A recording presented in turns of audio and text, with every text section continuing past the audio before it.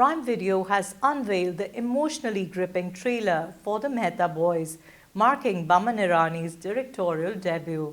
Starring Irani, Avinash Tiwari, Shreya Chaudhary, and Pooja Saroop, the film explores a father-son relationship tested over 48 intense hours.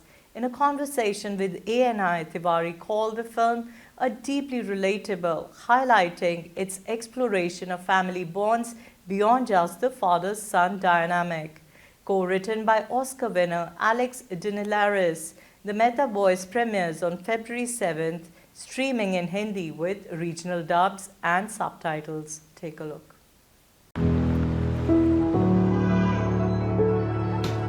वो नहीं मानेंगे। नहीं मानेंगे। कितनी बार बोलूं मैं मैनेज कर सकता हूँ ना। वो डेफिनेटली नहीं मानेंगे। You're right. You're not helping. मैं तुम्हें सिर्फ सच का आईना दिखा रहा हूँ। कौन सा वाला? Top floor. व्यू के लिए लिया था।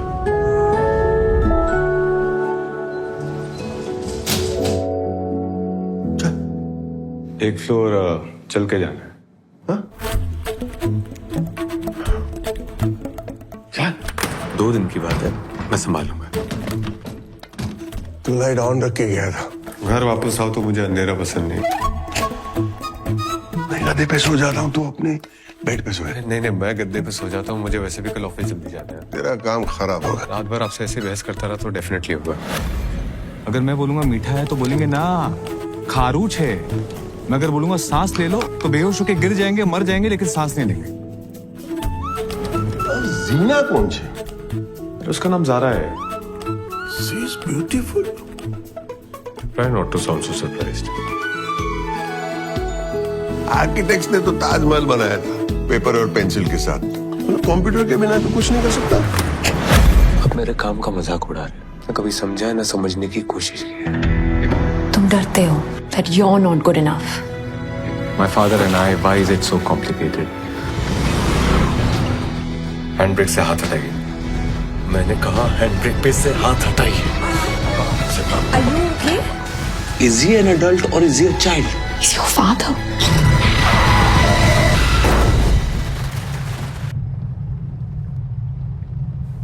You're the child, Aman. What is wrong with you? बाहर निकल!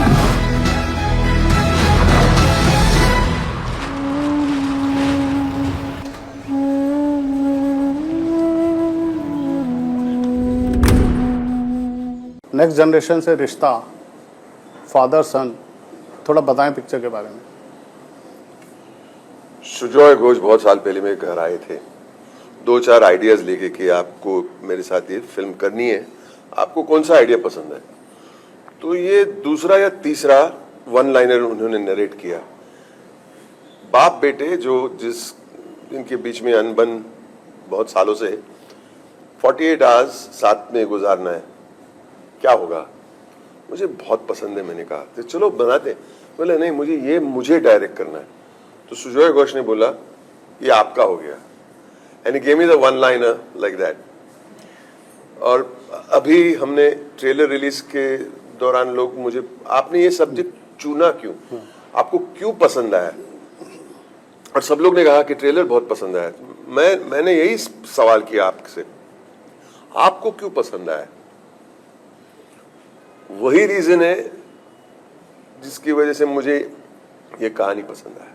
सेम आपकी जो रिलेटेबिलिटी है मेरी रिलेटेबिलिटी है, and it moves you, and anything moves you. खत्म होगी बात, वो पिक्चर बनानी है। जो फीमेल होती हैं, जो घर की माँ हो या बहन हो, उनका रोल भी एक डिफरेंट होता है। आप क्या कर रहे हैं इस फिल्म में? तो जैसे आपने कहा कि जो औरतें बेचारी फंस जाती हैं ऐसे अड़ियल मर्दों के बीच में उनका बहुत ही इम्पोर्टेंट रोल ये होता है ना कि वो, आई थिंक वो ब्रिज बनने की कोशिश कर रही है। वो आ जाए यार, बात कर ले, अरे यार वो कोशिश कर रही है कि यार हम साथ में हम मिल लें, एक वो ब्रिज बनाने की कोशिश। तो आई थिंक मेरा किरदार भी बिकॉज माँ नहीं है तो वो कोशिश करिए कि माँ के जैसे उन अपनी माँ की तरह वो इन दोनों को पास लाए। प्रैक्टिस तो हमें काफ़ी है रियल लाइफ से and it's it's not just कि आदमी ऐसे होते हैं बाप बेटे में, ये आई थिंक ह्यूमन बीइंग्स हम सब इनकी जगह पे भी हम रहे हैं, तो आई थिंक रिलेटेबिलिटी हम सबकी लाइफ में सबके लिए है, तो थोड़ा डिग करेंगे तो मिल जाएगा अपनी लाइफ में भी एक रेफरेंस कि जब मैं या तो ये किरदार में कि मैं ब्रिज बनाने की कोशिश करी हूँ या फिर मैं इस तरफ हूँ उस तरफ कोई और है, तो आई थिंक रियल लाइफ से ही काफ़ी प्रेरणा मिलती है ऐसे कैरेक्टर के लिए। एंड प्लस जब ऐसे धमाल के डायरेक्टर हैं जो और इतनी तगड़ी स्क्रिप्ट है जहाँ बहुत क्लियरली कोई भी शब्द स्क्रिप्ट में फालतू नहीं है, हर लाइन का कुछ रीज़न है। So I think as an actor बहुत मज़ा आया कि यार ये लाइन यहाँ क्यों है, तो उस प्रोसेस में आई थिंक ये किरदार भी समझ आ गया। 8 साल से आप इस स्क्रिप्ट पे काम कर रहे हैं, क्यों इतना लंबा समय सर? सीखता गया और लिखता गया। ओके। सीखने को टाइम लग गया और फिर लिखने साथ साथ मैंने लिख भी लिया। और ये ऐसा सब्जेक्ट है कि अगर हम एक स्क्रीन राइटिंग साइंस अप्लाई नहीं करेंगे इसमें, तो एक ऑडियंस को एंगेज कैसे करना 2 घंटे के लिए, वो जानना बहुत ज़रूरी है। तो you have to stick to a theme, you have to stick to कि हर एक सीन का जो भी फैट है ज़्यादा, कोई भी चर्बी है उस सीन में, उसको निकालने में फिर ये लाइन बहुत अच्छा लगा, निकाला क्यों, वापस डालो, because every word should count. एक भी वर्ड जो स्क्रिप्ट में है, हर एक अल्फाज, हर एक शब्द, हर एक लाइन वेस्टेड लाइन नहीं है। तो मुझे टाइम लग गया, मैं हर चीज़ अपने टाइमिंग से करता हूँ। एक्टर बनना 44 की उम्र में, स्क्रिप्ट राइटर बना मैं 55 की उम्र में, 65 की उम्र में डायरेक्टर बना, मुझे हर चीज़ वक्त लग जाता है, थोड़ा स्लो हूँ मैं। सर ये कॉन्फ्लिक्ट शुरू कहाँ से होता है, बाप बेटे की जो रिलेशनशिप है? देखिए इस फिल्म में ये रिलेशनशिप ऐसा है कि पता ही नहीं कि प्रॉब्लम क्या है दो जन के बीच में, वी डोंट अंडरस्टैंड, लेकिन देयर इज अ प्रॉब्लम। एक तो जो कहना चाहते हो कह नहीं पाते, और जो कहते हैं वो सामने वाला कोई और मीनिंग निकालता है, देयर इज अ मिसकंस्ट्रूइंग ऑफ। दूसरी बात ये है कि हम देखेंगे कि जब बाप बेटे एक पर्टिकुलर उम्र के होते हैं ना बच्चे, तब तक बहुत कमाल का होता है, because father is controlling everything. I take you here, यहाँ आइसक्रीम खाने जाएंगे, ये पिक्चर देखने, ये गाना सुनो, ये क्रिकेट खेलो, मैं सिखाता हूँ कैसे क्रिकेट खेलना। लेकिन जब मूछ आ जाती है ना, तो थोड़े चेंजेस आ जाते हैं बच्चे में, and he is also growing, it's called growing pains. और वो मर्द बनना चाहता है, मर्द बनने के लिए वो किसी की सुनना नहीं चाहता, और बाप चुप नहीं होता, बोलते जाता है, थिंकिंग कि अब तक तो सुनते आ रहा है, एंड बाप के ईगो पे थोड़ा असर पड़ता है, मेरा सुनता नहीं। Not that he doesn't love you any more, बहुत लव करता है, but there is a change and he doesn't need you any more as much as he used to.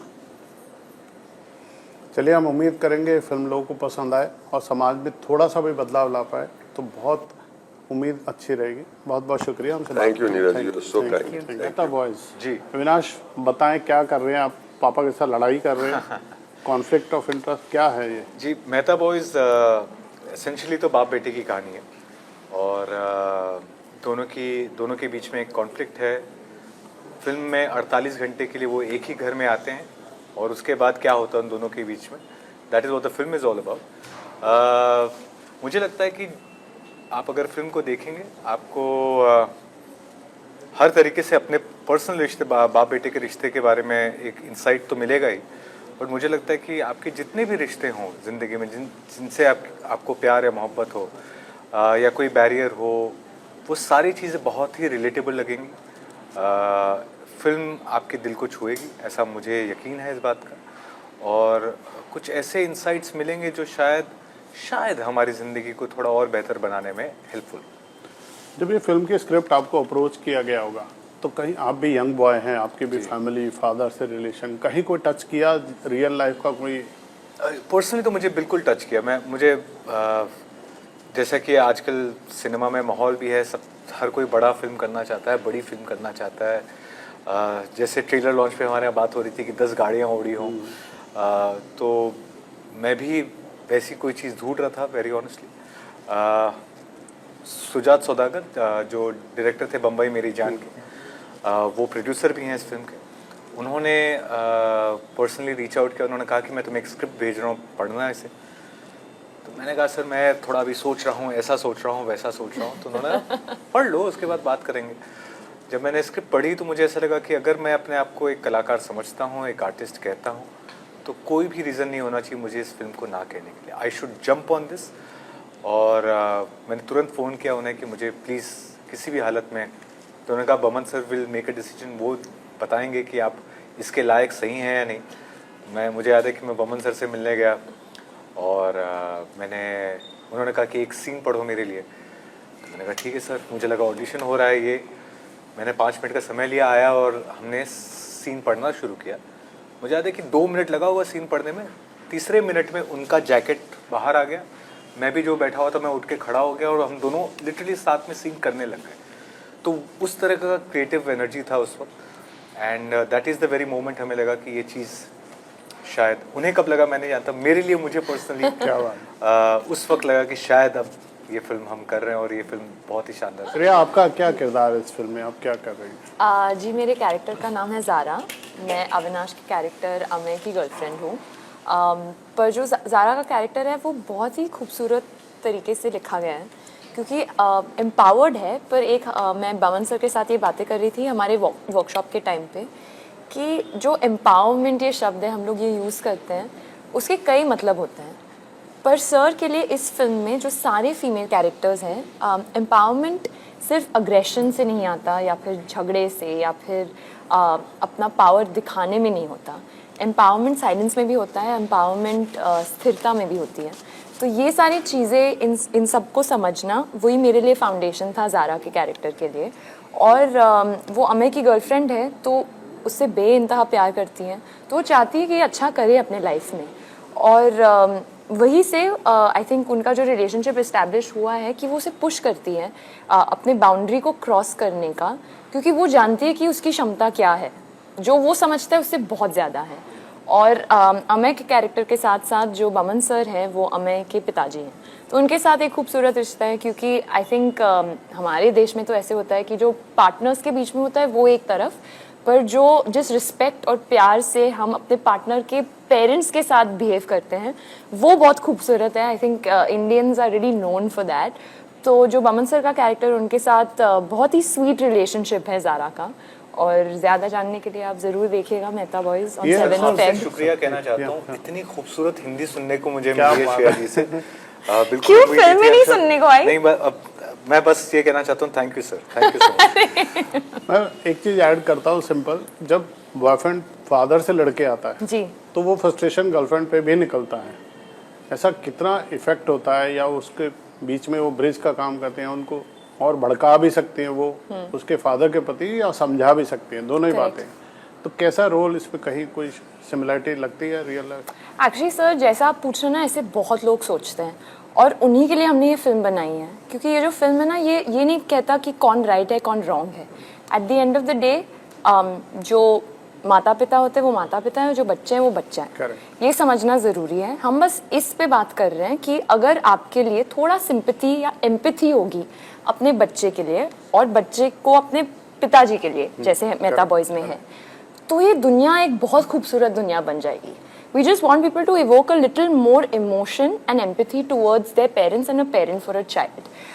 और जो हमारी ज़िंदगी में होता है, जो फ्रस्ट्रेशन हम निकालते हैं अपने पार्टनर्स में, चाहे वो लड़का हो या लड़की हो, आई डोंट थिंक वो सिर्फ एक ही वजह से होता है। अगर आप फिल्म देखेंगे तो आप समझेंगे कि ये बहुत कुछ चीज़ों से जूझ रहा है। सिर्फ अपने पिता के साथ वो नहीं फाइट कर रहा, वो ऑफिस में भी रोज़ जाता है और उसको वहाँ पे भी अपना नाम बनाना है, जैसे हम सबको बनाना होता है। तो हम नहीं कह सकते कि इसका जो फ्रस्ट्रेशन है वो इसी के वजह से है या इस आदमी के वजह से है। तो as a partner I think आप किसी से अगर प्यार करते हो तो केयरिंग होना ज़रूरी है, एक नॉन बायस्ड ओपिनियन होना ज़रूरी है। तो आपकी ज़िंदगी में अगर आपको कोई बता रहा है कि आप गलत हो या सही हो according to them, then it's coming from a place of care. और जो ज़ारा का कैरेक्टर है वो इसीलिए मुझे बहुत खूबसूरत लगता है कि वो शी कॉल्स हिम आउट। जहाँ पे उसे लगता है कि ये गलत है, पर she does not call him out when she thinks he is right.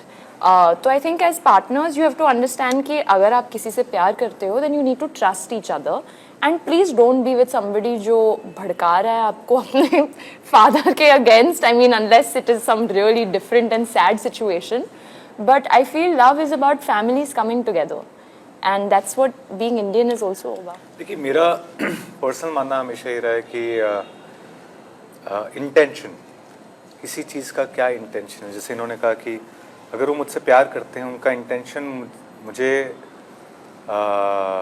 He wants to see me win eventually. मैं जैसे एक बहुत छोटा एग्जांपल देता हूँ। करीबन 2-3 साल से मेरे पिताश्री मुझे बार बार कह रहे हैं कि तुम बहुत जल्दी ट्रिगर हो जा रहे हो, तुम्हें बहुत जल्दी गुस्सा आ जाता है। अब वो मुझसे कह रहे हैं, जैसे ही कहते हैं मुझे और गुस्सा आता है। ठीक है, मैं ये ज़रूर कह सकता हूँ कि इससे he should say it in a different way. वो क्यों नहीं इतने समझदार हैं कि वो, बट वो कह बहुत सही बात रहे हैं। वो मुझसे कह रहे हैं, मैं क्योंकि उसे नहीं डील कर पा रहा हूँ, बर्दाश्त कर पा रहा हूँ, इसलिए मेरे अंदर वो 5 और भाव प्रकट करते हैं। तो जिस दिन मुझे ये रियलाइजेशन, जैसे मुझे रियलाइजेशन कि यार ये सही में हो रहा है, the first thing I did was called my father कि पापा मुझे ये हो रहा है, मैं नहीं समझ पा रहा हूँ, आपने इसे पकड़ा। 3 साल पहले मुझे कुछ हो रहा था जो आपने देख लिया। उनकी नजर कितनी होगी मुझ पर, बाप आप कितना प्यार होगा जो उसने वो नजर रखी है। 3 साल देख रहा है और बोल रहा है बार बार, और बेटा रिएक्ट भी कर रहा है कि प्लीज मेरा पैशन है, ठीक है, आप मेरे पैशन को एंगर मत कहें, जो भी मैं अपने जस्टिफिकेशन दे दूं। तो आई थिंक उससे भी ये थ्रू आउट चीजें समझकर इवेंचुअली ये समझ में आता है कि what is he really trying to do. वो क्या चाहते हैं, क्यों चाहते हैं। आपके हिसाब से हो जाए, ये आपकी चाहत हो सकती है, लेकिन वो क्या कहना चाह रहे हैं, जिस दिन वो दिखने लग जाता है, सब कुछ बेहतर हो जाता है। ये हर रिश्ते के लिए मुझे लगता है। इसलिए एम्पैथी वाज द वर्ड हमने काफ़ी यूज़ किया। इन्होंने भी ये कहा कि एक दूसरे के लिए वो भाव, और आज के जनरेशन में थोड़ी सी कृतज्ञता अगर होती ना, तो आई थिंक बहुत सारी चीज़ें बदल जाती। इसी उम्मीद के साथ शायद इस फिल्म से 1% भी समाज में बदलाव है। आपको बहुत बहुत शुभकामनाएं। Thank you sir. Thank you.